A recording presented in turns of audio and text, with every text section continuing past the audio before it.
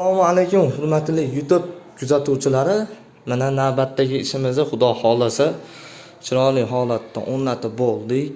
Inshaalloh yoqqan bo'lsa bitta like, mana gazli narsalari bor. Bunaki rabochiy narsa gazni qo'ydik.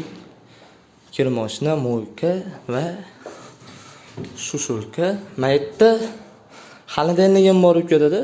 Jicha perikos holati ekan, mana shu holatda xonadonlik qo'yib bering dedi. Xonadonliga joy tashadik. Общий joyi 4 metr. Xonadonlikni pulini chiqarib yubordik. Общий puli 1 metri 3 million so'mdan boshlanadi.